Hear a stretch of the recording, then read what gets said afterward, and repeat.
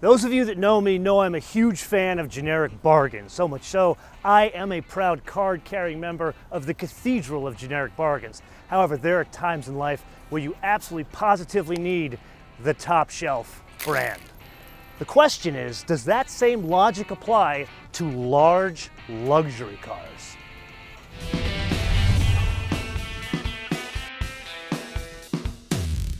Okay, now that I have your attention, you may remember that the first ever episode of this show 14 years ago was asking this very question: what is luxury?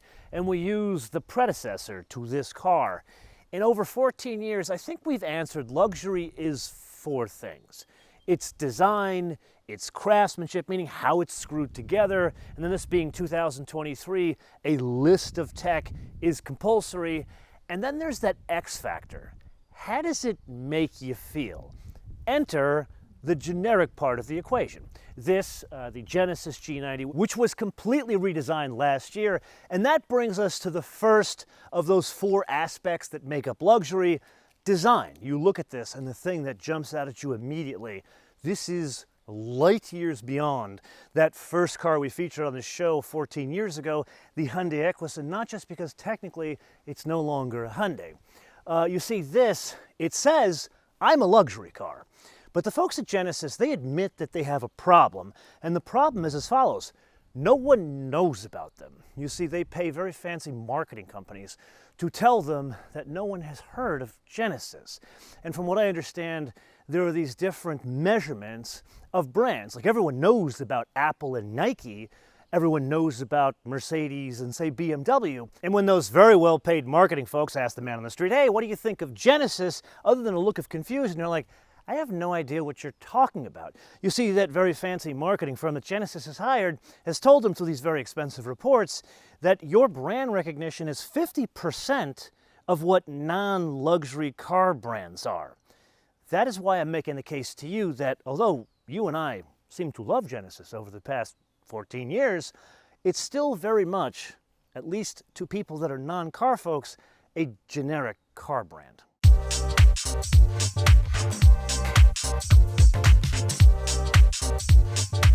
And then there is the name brand when it comes to luxury cars and design.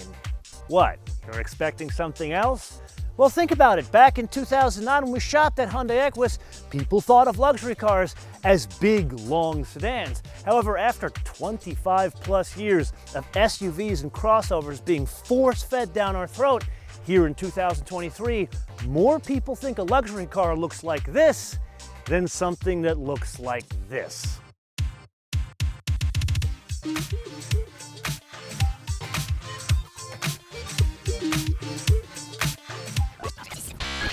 So then there is the incredibly important factor of how does it make you feel? Now, that's not just cars. For example, I'm a watch guy, and I love me some understated watches. But more importantly, I'm looking for a certain weight, a certain substance on my wrist. The same, I think, applies if we're honest about these types of cars. And here, the generic equivalent absolutely delivers. Substance, style. If I'm being pedantic, perhaps there's a bit of a composure problem of it going down the road. Yeah, these things should float. I would argue this floats a bit more than other luxury cars, and not in the best of ways.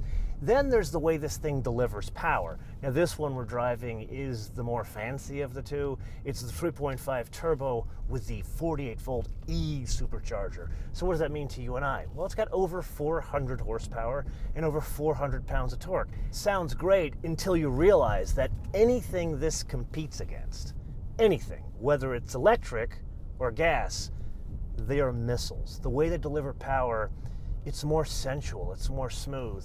This, if I'm being honest, it's agricultural, at least in comparison to those other vehicles. Is it a bad engine? No. It's a great engine in a Stinger or other Hyundai, Kia group cars, but it's not luxury. Now, as a counterpoint to this whole how does it make you feel discussion, let's go back to the interpretation of luxury circa 2023, and for the avoidance of doubt, this is mid-size and German in flavor. I would say the Brits have this right, because after 25 plus years of people switching to crossovers and SUVs, their interpretation of how a car should make you feel has changed.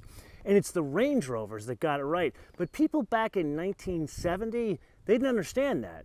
People have caught up to the Range Rover, because if you think about it, the way it sounds, the way those drive, all the opulence around you, kind of understated, but most importantly, the seating position there, that is the single biggest factor that makes you feel like you've climbed the top of Macho Mountain. Now that brings us to the obvious question. Does it stand out in a crowd? One could argue yes, one could argue no. Rather than debating that until the cows come home, I'm going to share with you an anecdote from this fancy shopping center just outside of Los Angeles. I parked the car, and a woman driving a Lexus, elderly woman, she comes up to me and she goes, "I love your Bentley."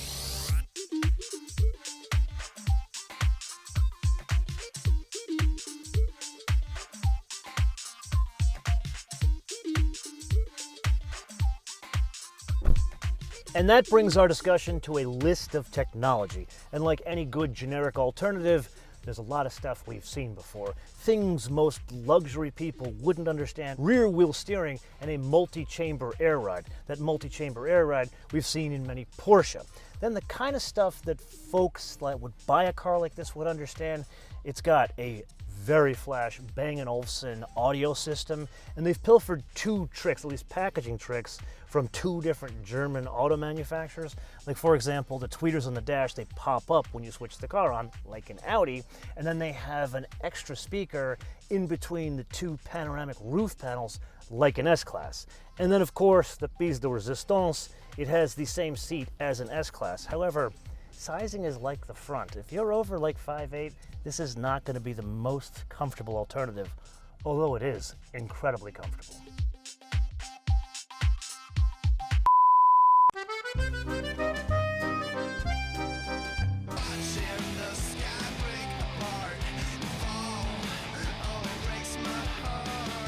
And now our conversation comes full circle because we have to put a price on all this luxury. Before we discuss the price of this, let's understand the price of its direct competitors, not that GLE I've been talking about. An S500, that inline six, it's $112,500. An S580, the stunning 4-liter twin turbocharged V8, $124,000.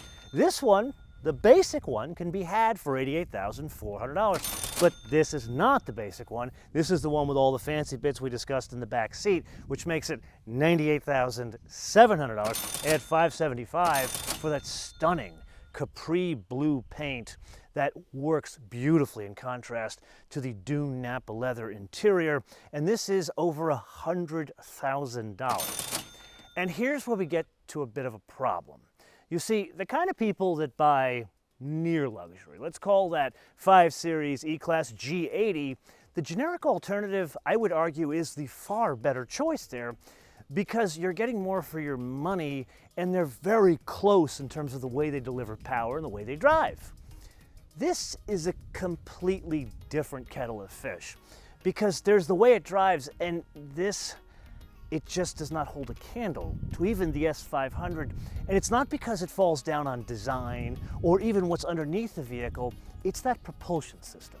It simply does not do this otherwise excellent effort justice. You see, there are better choices, granted, for 12% more or 24% more, but this is a different segment. People here, there's more price elasticity. The kind of guy that can afford a $100,000 car, they have the extra money, or in some cases extra credit, to go and get the one with the name brand, which in this segment they would, which is why this still doesn't sell very well. I know of one person that has bought these cars, and it's a friend of mine from church who loves generic alternatives, and pretty much his entire life is like that.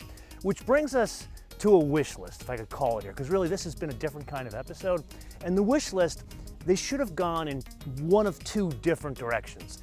Not this like V6 that was meant to work with emissions around the world. Either you go like a Tesla and you make an all-electric version of this and make it killer, or high-feature V8 and absolutely slay what Mercedes does. That's what should have been done here, and that's what would have made this non-generic and something a brand that would have more recognition in, say, 5 or 10 years. But I'm one man, and this is the point of the episode, that I turn around to you guys to opine in the comments below, or via our social media, MotoManTV, all one word, MotoManTV, all one word, Facebook, Twitter, and Instagram. And if you got value out of this episode, I would greatly appreciate you sharing them with all your friends on your socials and doing all the YouTube things. Subscribe, notifications, and the like button. Till I see you in the next episode, bis später.